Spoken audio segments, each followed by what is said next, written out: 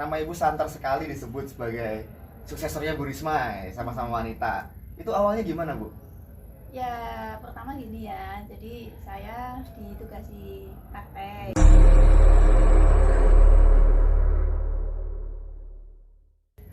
Halo Sobat Berita Jatim, selamat menyaksikan Demi Masyarakat.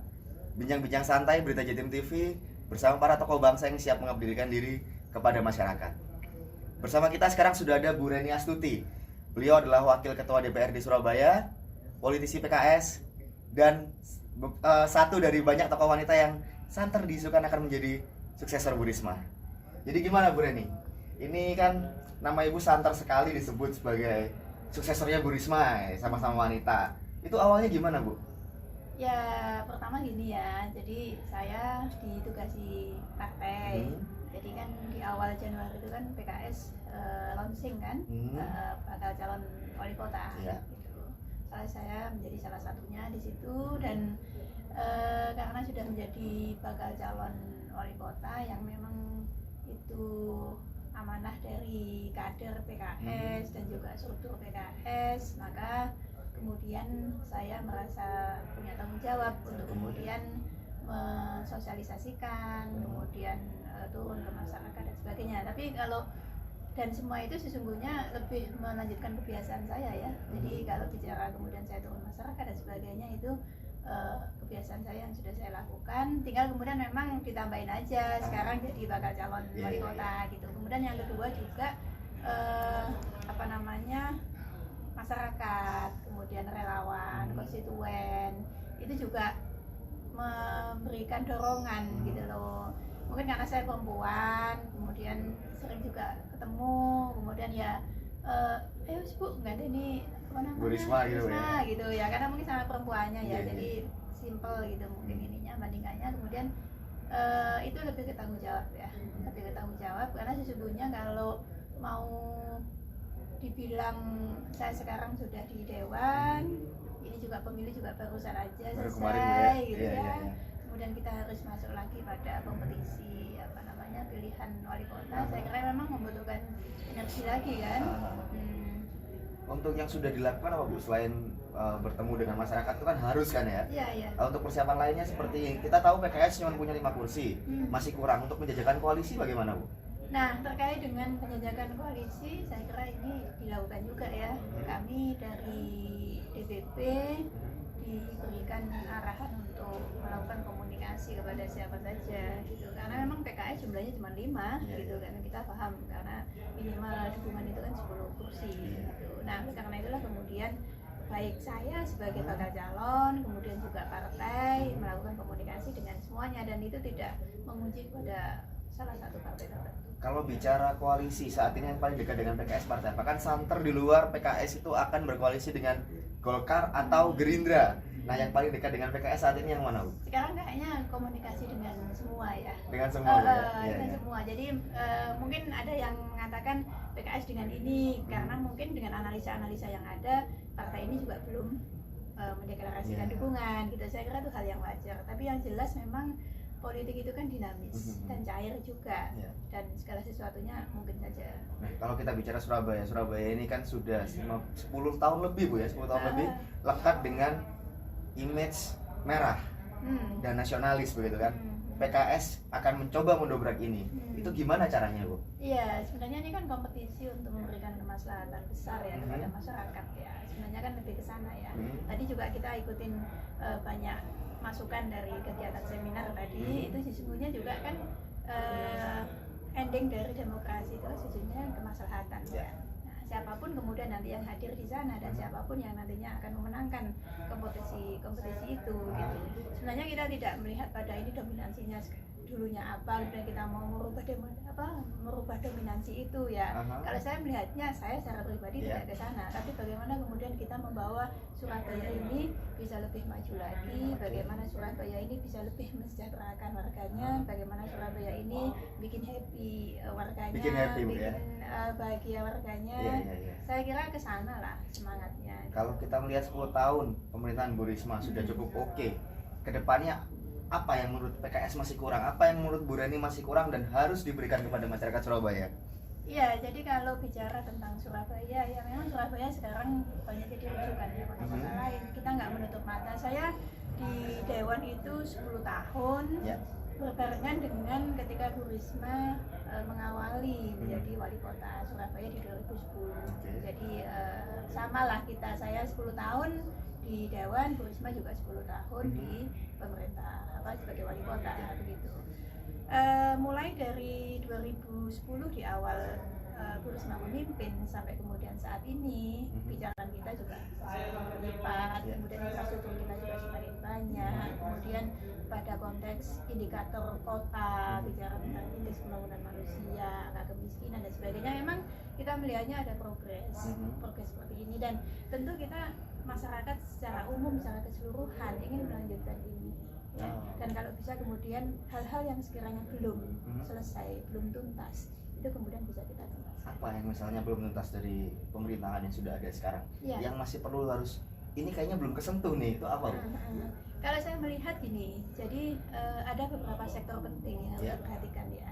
Yang pertama adalah sektor pendidikan kesehatan, saya kira sesuatu yang dia akan tetap harus menjadi konsen di setiap kepemimpinan sektor ini.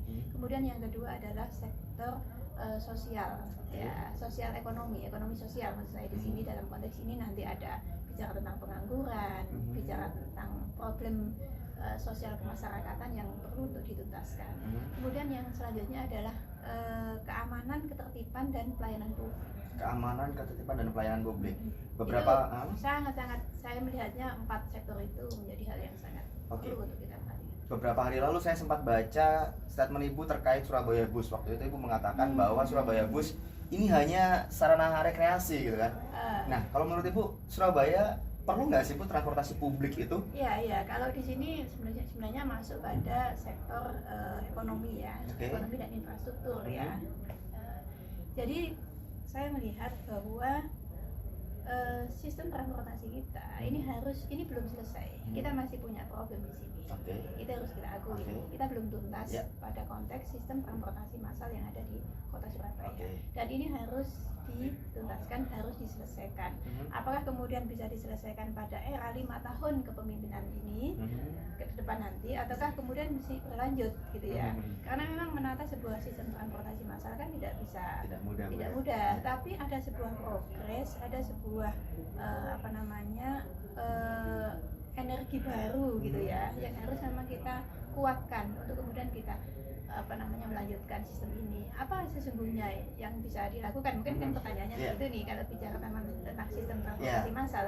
Sebenarnya saya melihatnya pada sisi jangka pendek dan jangka panjang. Kalau kita bicara jangka pendek, sebenarnya bagaimana kita mengoptimalisasikan moda transportasi bus yang ada di kota Surabaya. Nah, sementara jangka panjangnya adalah bagaimana kemudian kita menghadirkan moda transportasi berbasis rel. Dan saya kira itu sudah menjadi waktulah buat Surabaya menuju pada kelas bertaraf kota bertaraf internasional. Saya kira sudah saatnya nanti seperti itu. Tapi sebelum ke sana tentu kita harus melihat dulu existing saat ini. Gitu. Terkait dengan jalan-jalan yang di kota Surabaya kan sudah semakin banyak nih ruas jalan. Ya. Jangan sampai kemudian ruas jalannya semakin banyak, kemacetan juga semakin menyebar. Dengan berbasis rel tadi, apakah ini maksudnya tram, Bu? Maksudnya kan ketika Bu Risma beberapa waktu sedikit memaksakan supaya Surabaya punya tram. Apakah maksud Ibu dengan moda transportasi publik berbasis rel ini adalah tram itu? Kalau saya melihat ya dari sistem transportasi massal yang di kota Surabaya yang sudah digagas di pemerintahannya Bu Risma, itu sesungguhnya koridor utara, selatan, koridor timur, barat. Itu secara kajian, kemudian AMDAL ya, itu sesungguhnya sudah dilakukan gitu. Utamanya yang jalur utara, selatan yang tram itu. Cuman kan persoalannya memang itu kepada pembiayaan.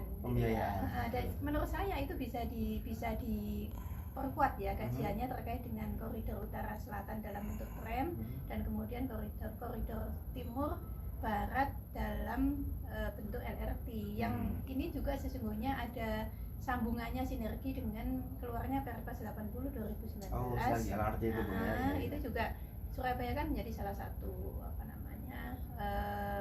wilayah yang nantinya akan diintervensi Oke. oleh kebijakan dari Berarti infrastruktur. transportasi publik nanti ketika ibu diberikan amanah untuk maju dan menang, itu akan jadi fokus Bu Reni ya untuk Ya, untuk- yang jelas itu tentu ya. Mhm. Saya kira kota sekelas Surabaya, Ya. transportasi tentu sesuatu yang harus kita perhatikan, Mhm. ya, karena dia akan apa namanya, berkaitan dengan karakter warga nanti, ya, keteraturan, Mhm. kemudian keteraturan, kerapian dan sebagainya, ya. Kemudian juga dia akan mengurangi pos pengeluaran Mhm. warga, ya. Kalau transportasi publiknya bagus, maka pengeluaran warga dalam pembiayaan Mhm. transportasi dia juga akan semakin hemat gitu, dan ini tentu akan membantu kesejahteraan warga juga Secara gitu. tidak langsung, secara ya. tidak langsung itu Iya, kan iya, iya. kesana sesungguhnya, Aha. dan saya kira memang transportasi itu kan haknya publik Mhm. yang harus memang dihadirkan oleh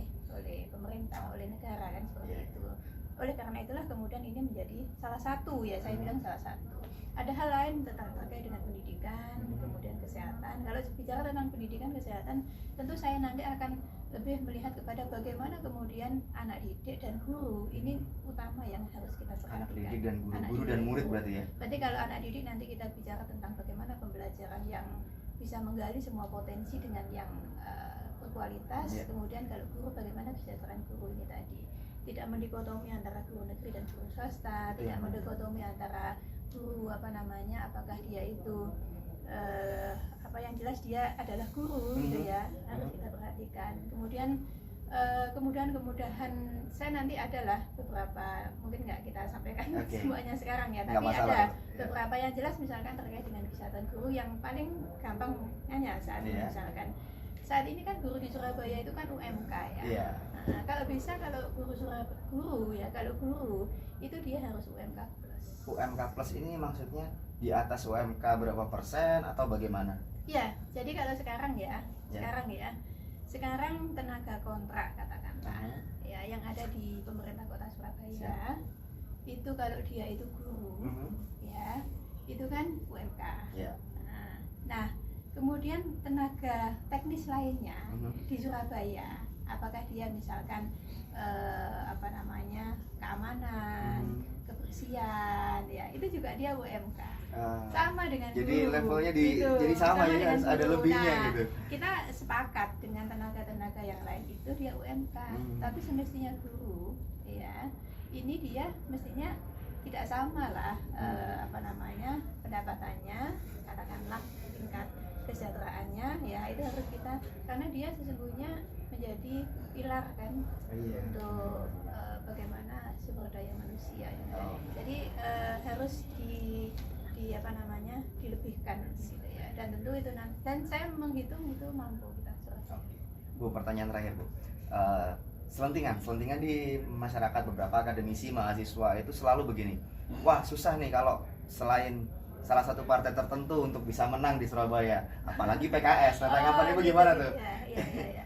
Jadi gini, kita melihat ya beberapa survei yang ada, itu dikatakan bahwa pilkada itu dia lebih melihat kepada sosok. Oke. Nah, kalau kita bicara sosok, maka kita bicara track record, Mhm. maka kita bicara tentang gagasan apa yang dibawa oleh sosok itu. Gagasan ya. Saya kira Oke. itulah. Nah, oleh karena itulah kemudian masyarakat kita semakin cerdas, Mhm. ya, dia pun juga semakin bisa memilih siapa yang memiliki track record yang baik Mhm. dan siapa yang memiliki gagasan yang memang itu bisa mensolusi, bisa membawa Surabaya ini lebih dan lebih, gitu ya, Oke. tentunya Aha. seperti itu.